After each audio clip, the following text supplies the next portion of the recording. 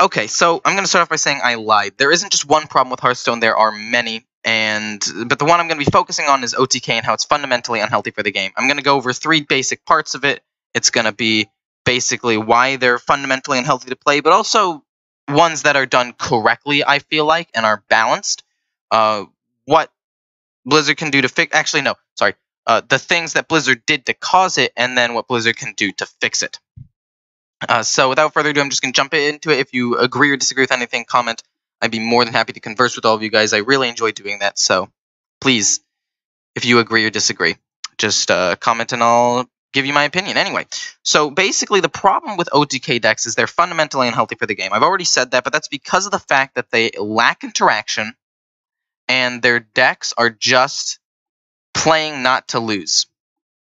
And any deck that simply plays not to lose is just fundamentally a bad deck. Like, that should not be the goal of the deck. Well, okay. Because, like, other decks, you know, like Magic Mill decks, are not... Like, I'm going to use Magic as an example here just because it's another game that I've played a lot of. And I might use some Yu-Gi-Oh! Examples as well, but we'll just... Right now, it's Magic. The decks that try to outlast and get you to basically fatigue or mill you out in Magic are somewhat balanced because there's a lot of synergy there. It's not necessarily just play not to lose and then all of a sudden win the game. It's play not to lose and continually have things that cause you not to lose until they get to fatigue. This deck, you just need to play not to lose for like 10 turns and then you win. Like, into Priest, OTK Priest, you get to turn 9, they play the Xerix, what's it called, and then they win. You get to Xerix Cloning Gallery, and then they win. So the fatigue decks, like the Odd Warrior, and just Warrior in general with a ton of armor, I don't have too much of a problem with. Personally, that's not an OTK deck, that's just a deck that people probably complain about for a similar reason of playing not to win, but I think is done somewhat well. The games are dragged out, which is a problem. But there's usually stuff you can be doing all the time, and over the course of an entire game, they'll probably run out of removals, so you actually have a chance. This game, it just all of a sudden just comes to an abrupt stop. And that's another thing. The fact that this deck just all of a sudden comes to an abrupt stop is also, I feel like, not healthy for Hearthstone and card games in general. There shouldn't be a flow where you're playing a game, and then all of a sudden the game just ends. Obviously, sometimes you'll get like a top deck, and even then, it's like a flow that each person's health is slowly going down, or something like that. Then you'll get a Leroy, and it might be like a spike, or a Pyroblast, and it'll be a spike down. But with this deck, with Priest and Paladin, that's not necessarily the case. So basically, the reason why they're fundamentally unhealthy for the game is because they lack interaction, they interrupt the flow of the game, and basically just cause the game to come to an abrupt stop, and they're actually somewhat broken in a sense. Like, I don't think I've beaten a OTK Priest deck in a long time. Like, I think I'm 2-7 into it recently, and OTK Paladin, I think I'm like, 1-3. That deck's definitely a lot less popular, but point is, they're also really strong. I'm going to get into the decks I think do it right, and basically it's all Mechathune decks. Mechathune, I think, is a very balanced card, and the fact that it doesn't have a ridiculously powerful deck built around it that basically just says, hey, if you last 9 turns, you win. Mechathune decks are basically, hey, we're going to try to make you, or you being yourself, you with the Mechathune deck, I'm going to try to make myself draw as many cards and use up as many resources as I can as quickly as possible. But there's interaction there because he's constantly playing cards. Like with the Priest deck, I'm going to use OTK Priest as an example. I think I've already said this, but I can get to turn 5, and then he will Mass Hysteria 7, Psychic Scream, and then turn 9, play the Cloning Gallery, Mind Blast, and literally not play a single card the entire rest of the game. And I think that that's just a ridiculously stupid thing to have in the game. And I know that it's a bad argument to say something's just ridiculously stupid, but I don't actually know how else to say it other than it's unhealthy for the game and is unbalanced and should just not be implemented. So Mechathune, I think, is okay because of the fact that you have to have so many conditions met, and the fact that you don't have a ridiculously strong deck built around it. You have a deck full of cheap things that keep you alive as much as possible, but aren't broken. Like, you can't play a Mechathune deck with Druid with Spreading Plague, because you have to have an empty board. So you can't run cards that are just strictly good into aggro.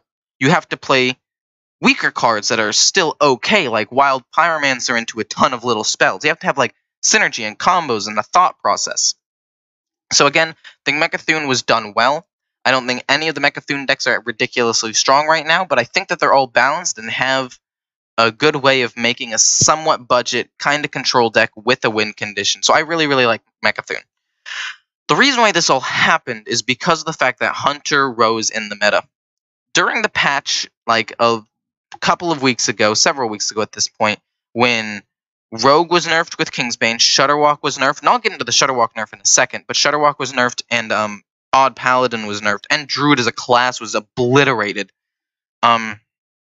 Basically, that just said, hey, Hunter, you win the game now. You're just going to be the most powerful deck until somebody finds a counter. And yes, this OTK deck was a counter, but the fact that OTK was the only counter to it leads to a whole other fundamental problem, being Rexar was the first card that, or in a while, that you play it, and you don't necessarily win, but he wins games by himself. And okay, he's not the first card to do that, but he was the card that basically makes any game that seems to be in a good spot, he removes the board, he's a pretty decent removal, and then you get a ton of value out of that hero power, constantly hero powering.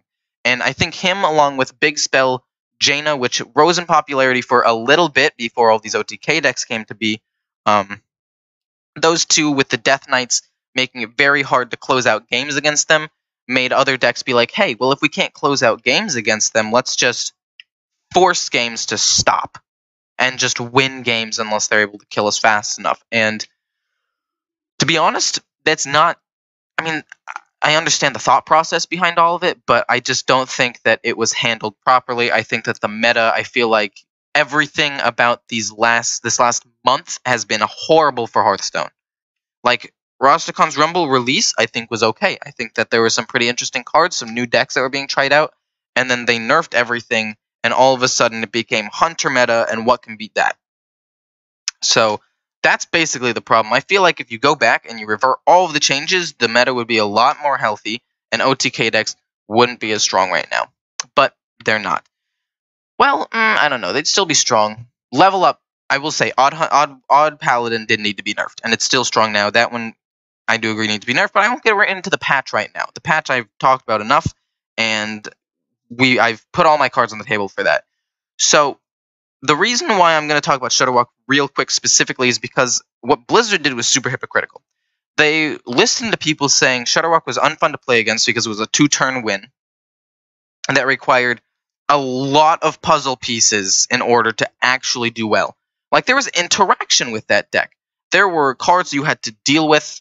You actually played the game. The guy couldn't just get away with hero powering 7 turns in a row. Well, along with a couple of removal spells here and there, and then just somehow winning the game. He had to play things like the Serenite Chain Gang, and the Glacial Shard, and the Mosquito. I actually forgot its name, but the Drain 3 health, and Grumble, and there were a lot, and Zola. There were a lot of combo pieces that needed to be put together in order for Shutterwalk to work, which was a deck that I think was well designed, although still annoying. And what Blizzard did, or left open now, was 2 ridiculously overpowered, well, okay, not ridiculously overpowered, but annoying and very strong OTK decks that are very hard for a lot of decks to deal with right now, being OTK Paladin and OTK Priest. The issue is they nerfed that deck super hard because it was unfun and lacked interaction, but then they let these 2 decks run rampant and just control the meta right now. Like, they're actually, Priest, I think, is almost as popular, if not more popular than Hunter right now. According to my stats, it's very, very, very close. And Paladin, although it's not as popular, it's the 3rd most popular class behind Hunter and Paladin and Priest, and it's mostly OTK decks as well. Some odd Paladins in there, but the fact that they nerfed a 58% win rate deck into the ground while leaving these 2 above 50% win rate decks, 52% each about, approximately, according to Hearthstone Replay, in the meta, super strong, is a problem. So Now I'm going to get into a few things that Blizzard can do to fix it. The first thing being timeout. Just get rid of that card. Well, okay, no, I exaggerated a little bit there. But change this card somehow. Like, the fact that it reads, your hero is immune this turn, that is a common for 3, is ridiculous. That's basically saying, hey, you know that one secret ice block that was powerful a long time ago that was so powerful we literally took it out of the game?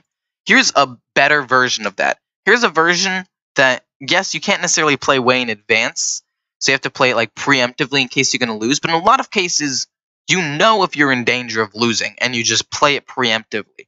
Not only that, but the fact that you can heal while you're immune. I feel like if this card read something like your hero's health cannot change until next turn, it would be better, because they can't heal that turn as well. They can't True Silver Champion, value trade, endgame 2, or 4 if they have Kangor out. I feel like that would be a nice change to this card and make it better. Not only that, but maybe making it a little bit more mana, because that having it be 3 might just be a little bit cheap. I feel like that's an issue. I feel like making it 4 or 5 might be better. But that way you can't like play it and then steg it on Steed or whatever to stall out a ton, or I don't know. Just 3 mana is too cheap. Another change that they can make is nerfing Hunter and buffing some of the aggro decks so that they have a chance to beat these OTK decks. Because that's really the only way you can beat them. You have to beat them by turn 5, by turn 9, basically, or you lose. And by turn 5, Priest has the new Mass Hysteria card. Not only that, okay, but a nerf that they can specifically use to target Clone Priest is summon a 1/1 copy of each minion in your deck, but only 1 copy. So, like, if you were to get 2 Radiant Elementals, or if you have 2 in your deck, you only make 1. So that way you can't play it double Mind Blast that turn, and you can't win in 1 turn. However, if you had gotten the person down to like 20 health prior by playing other minions and other cards and other spells, you could potentially win the game that way. That way it doesn't rely on 1 enormous play on turn 9 and just winning the game. Maybe that's a bit too much. Maybe making it just 10 mana, so you have to have 2 Radiant Elementals in your deck, or you lose because you're not going to be able to play the Mind Blast after. But something that just limits the power of this deck. OTK Paladin, I think, is somewhat balanced because of the fact that it takes several turns for it to actually take effect. But I do think that Timeout needs to be nerfed, or somehow made into a legendary so you can only run 1 of it. Because other than that, it's absolutely ridiculous. Nerfing Hunter would also be a pretty good thing, because if you nerf Hunter, people will start playing other decks, and those other decks will beat these decks, and they'll just help the meta. And talking about nerfing these things brings me to my last idea, and I'll get into this more in a separate video, but this one's actually, I think, is pretty solid. Making patch updates monthly. Like, at the end of every season, Blizzard looks at the meta, and let's say, Hunter has been top of the meta with 30% play rate for the past month.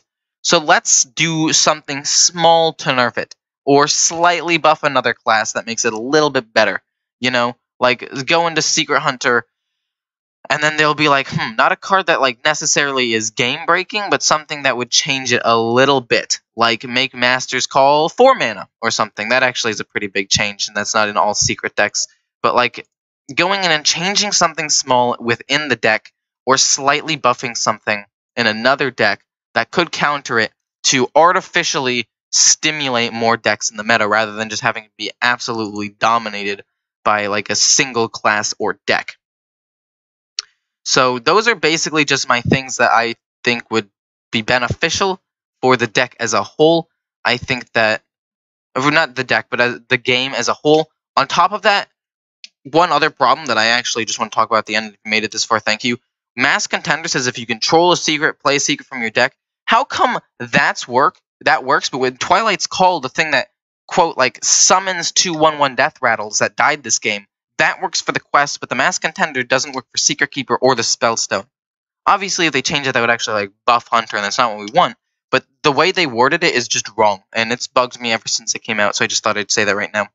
But I don't know. Indirectly nerfing something in this deck, or buffing something in another deck, and just slight changes more consistently, So that way people not only expect the changes, but like it helps the meta develop as a whole. And I'll get into that idea in a second, like just in a whole other video.